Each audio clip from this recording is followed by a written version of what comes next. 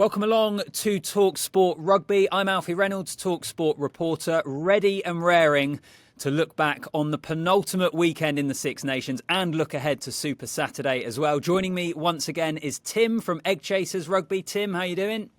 Very well, Alfie, and Super Saturday is set up a treat, mate. I can't wait to get into this. Well, we were wondering if Ireland had beaten France, that whether Super Saturday could have been a bit of a damp squib, but you're absolutely right. It is set up absolutely beautifully. So we'll get into that, and helping us to do that, I'm delighted to say that the Harlequins and England winger Cadan Murley is joining the show this week. Cadan, good to see you. How are you? Yeah, very well, thank you, mate. Not too bad at all. We've got to cover this off, Cadan. You are where at the moment? Make us jealous. So we're over in Portugal at the moment with Quins on a little warm weather camp, although it's been a bit rainy this morning, so we're hoping it brightens up over the afternoon in the coming days. I was going to say, it's like 18 degrees and blue skies in Manchester where I am. Yeah, I know, and it's been tipping down with rain this morning over in Portugal. That's typical, isn't it? Well, I'd imagine you guys are making the most of it, and you're over there. I suppose that's one of the benefits, isn't it, Cadan? Of previously, you'd have had Premiership fixtures and all that to get into whilst the Six Nations is happening, but it gives you guys an opportunity to kind of reset and prepare yourselves for the run-in. Yeah, exactly. I think it's given us a good opportunity to really focus in, and this week's about getting the group together again, getting us ready for the run-in, and kind of aligning us for what we need to do in order to do that. Because obviously the internationals will have to miss a game when they first come back, so we're relying on this part of the squad. So yeah, it's exciting to be here. I'll get it out the way early, Cadan. Obligatory question on the injury, foot injury. How you doing? How's it going? Yes, it's tracking well. I've got another checkup scan in a few days, and then hopefully that's all good, and then we can keep pushing on, and it'll only be a couple more weeks. I bet you're raring to get back out there, aren't you? Oh, mate, yeah, it's been a frustrating one. It's one of those where it doesn't even feel sore or anything, but you just know that if you keep playing on it, it'll get worse. But yeah, I can't wait to get back out there. And this was one that you picked up in your England debut, right? First round of the Six Nations in Dublin. You score a try, you play the game, and then you felt something in the game, and then you got it scanned after. Yeah, and in the game, you don't really think about it. You don't really think too much about it. The adrenaline's sky high. So yeah, picked up during that, and then afterwards it got pretty sore and swollen. So I got a little scan, and there was a little stress fracture in there. So I had to just give it time for the bone to heal now. All the more frustrating, I guess, as well, Cadan, that you waited so patiently and you were knocking on the door in camps, and then eventually got your opportunity, a dream start, and then unfortunately it must be bittersweet watching the boys win yesterday in those lovely conditions that you would have loved. Oh, I would have loved it, but man, I'm buzzing to see them playing the way they are, scoring tries at will and winning games. Like, it's such fine margins at Test rugby, so to see them on the other side of it has been brilliant these last few weeks. I've loved watching it, to be honest with you. How have you reflected on the debut, Cadan? As we say, it must have been an incredible moment for you, which you've had to wait for, by the way, with all the England camps that you've been in previously. You get your debut away in Ireland. What a way to start the Six Nations. You score a try, and then not just you, but kind of the team generally in that second half, things didn't necessarily go your way. How have you reflected on the whole experience, the whole occasion? Ultimately, the day itself was extremely special. It's a proud moment. Like you said, it's something I've been waiting years to sort of do. So I look back on it with very fond memories in that aspect. Obviously, like you said, in the game, there are moments I'd like to change myself, and I'm sure as a team we look back exactly the same that we'd like to change, but that's professional sport for you. In the moment, in the cauldron of the Aviva, you do silly things sometimes under pressure, and that's what kind of happened in the game. But yeah, I still look back at it with such fond memories. First time wearing my rose in front of a packed out Aviva, and yeah, it was a special day. What's been the message from Steve, with you having to obviously leave the camp with your injury and rehab and head back to Quins? Just get back fit, get back playing how I was before, which put me in contention to start that first game. And then hopefully that'll give me a good look into the summer with the tour over to Argentina. So that's all I'm focusing right now, get myself back to 100%, because that's how I want to be performing when I feel my best. And that's, I think, when I perform my best. So get back there, get the body feeling right, and then hopefully play my way into that tour. One thing I think, Cadan, that doesn't get mentioned enough about this England team, and you're part of this, a young crop of not just wingers, but backline players and the whole team. It's a really young age profile of this England team. I think there has been a lot of change already. I'm incredibly optimistic about what the next couple of years building up to Australia 27 can hold with this really talented young crop. Yeah, I completely agree. And I think because quite a few of the boys in there and like myself started playing really early, it feels like people don't really see that we're still pretty young players. Like you look at like your Marcus Smiths, your Finn Smiths, your Tommy Freemans, Roddy Slightons, they're all between that sort of 23 to 26. They've still got 2 World Cup cycles in them, really, if you look at it like that. So, yeah, it's massively exciting that we've got a good young crop coming through. We've got so much to get into in the Six Nations that I will get onto that. Final question for you, though, Caden. Having had a taste of it, are you just so frustrated that you've then picked up that injury? Like, has it given you that real taste just to get more caps and get back into the camp and competing with the boys? Oh, 100%. Having that little taste of Test match rugby has now made me want it so much more. I want to get back out there and prove what I can do on the international stage. Yeah, well, all the best in your recovery, mate. I'm sure it won't be long until we see you back out there, both for Quins and for England. In terms of the Six Nations, though, lads, let's start off with England. I was at Twickenham on Sunday, and Tim, I suppose people were calling for a better performance from England, weren't they? We were both pretty positive about them overall in their wins over Scotland and France, even though, that it wasn't perfect performances. But that was the criticism levelled at them. Yes, they've won a couple of games, but give a better performance. Did we get that, do you think, on the weekend? Yeah, definitely. It does feel a little bit when you look at the Six Nations Championship. England are going into the final weekend with a chance of winning the championship. I'm really pleased by where they're at. It seems like when they win, people criticise the performance.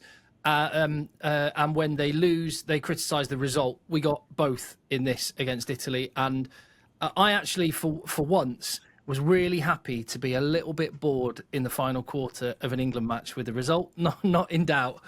And all the talk of the commentators saying, "Oh, it's gone a bit flat." I was like, yeah, I've been waiting for this after a couple of years of just nerves being shredded at the end of matches. That was a new one and felt quite good. Yeah, absolutely. Caden, can I ask you about the attacking sense? Because that's been the thing with England at the moment. And the squad has spoken about, yourself would have spoken about the fact that you want to be an England team that attack with pace and utilise some of the incredible athletes that they have in this team. We hadn't necessarily seen it. We did see it more against Italy. So I was wondered, why is that? Do you think, is it mentality? Is it just to do with the game? Sometimes you get dragged into more of an arm wrestle. Like, from your perspective as a player, why were England able to be so much more impressive, I suppose, in an attacking sense at the weekend? I think ultimately not much changed throughout the weeks. I think Test match rugby is a funny thing where teams are out to get each other. They're out to try and make the opposition look as bad as they can. I don't think people sometimes think that way. Like, Scotland disrupted our breakdown. France, obviously, again, incredible throughout the breakdown, like we saw against Ireland on the weekend, and they slowed the ball down. It was a bit more stagnant. But this weekend, it just happened that we got quick ball, we got in the front foot. Nothing much tactically changed about our attack. We just saw the ball getting moved around a bit more. It was a sunny day as well, which helps. So when the dry weather comes, the speed of ball gets a bit quick. We showed what we can do. Just to pick up, lads, as well on that, I'm not deliberately being negative here, okay? But this is the one thing that sprung to mind for me at the weekend, right? Was I thought England were brilliant. I thought the attacking game, 7 tries, the way in which they blitzed Italy at the start of that second half to take the game away from them. So many positives for England. I'm not saying that for a second. And the most important thing is to win. Is there anything in the fact that they didn't score another point, or between the 52nd minute when they went over the 40-point mark, they didn't score again until the final play of the game? And if we're looking at points difference and the fact that it could come down to that, Tim, am I being curmudgeonly negative media, or is there something in that? Yeah, you are. 100% you are. Italy are a really good team. There was only, last year they won 2 games and drew 1, and people were saying this is the best ever Italy team. And yes, within games, as Caden was talking about, oppositions are out to get you. That goes across a championship, but within games you will have your moments. The fact is, when England had their moments, they absolutely delivered and got the points. And conversely, there were a couple of times where Italy managed to breach them, but for the most part, England weren't scoring in that second half, but neither were Italy.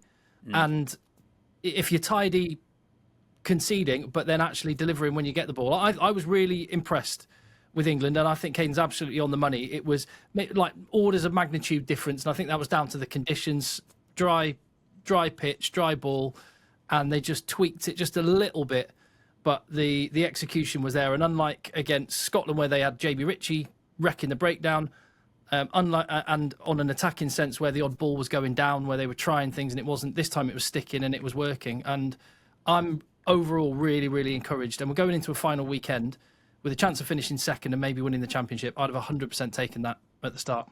And so would I, 100%. I'm not saying that. But Caden, genuinely, is there no part of that England review where they'll look at it and say, lads, this was brilliant, this was brilliant, this was brilliant, but that period, that is like, that's a work on. Is that fair? Yeah, 100%. They'll look at that. They want a full 80-minute performance, but ultimately it's exactly like Tim said. I think there's momentum in Test match rugby, and you've got to take your moments and own your moments because they don't come around very often. And England absolutely took all of theirs in that first 55 minutes, or however many minutes it was, and ultimately scored over 40 points in the Test match. And without Ollie Lawrence, with Ollie Lawrence going off injured, which would have been a big shake-up in the composition of the team, and they adjusted to that brilliantly. You got a feel for Ollie there as well, don't you, Caden? Like off the ball injury, you knew as soon as he went down, you're like, oh, this is not going to be good. It sounds like an Achilles problem. We don't know yet, but we're expecting that's certainly him out of this weekend, and possibly looking at Lions tour as well might be over. Yeah, mate, it's absolutely gutting. Like those kind of things. We had one at Harlands with James Chisholm, and those off the ball where you push off, like it's brutal to see, and you could see it in his face. You could see when he went off. But I know Ollie's a confident bloke. He'll be back and he'll be playing better than ever before we know it. But yeah, it's just absolutely brutal timing for him. And yeah, I know how he feels more than anyone. So yeah, but I know that knowing him, he'll come back even stronger from this. It makes it really interesting what England do in the centres this weekend. Not to get ahead of myself too much there, but so we saw Elliot Daly shifted from fullback to 13. Henry Slade was obviously dropped out the 23 for the game at the weekend. So does he come back in? We've got your mate Caden at Quins, Oscar Beard, who could potentially be there for a debut. Fraser Dingwall we saw again as well. So I'm really intrigued in terms of the centre options where England go with that. Yeah, it's going to be an interesting one this weekend. Ultimately, you look at all their options and they're all unbelievable players. It's just where are they going to fit in? Would you want to make too many changes? Who knows? But I'm excited to see them go down to Wales. And like Tim said a couple of times, like we're in the spot where we could win the championship. Like go down there, do exactly what they did on the weekend and move the ball around, and hopefully we'll get a similar result as we did last weekend.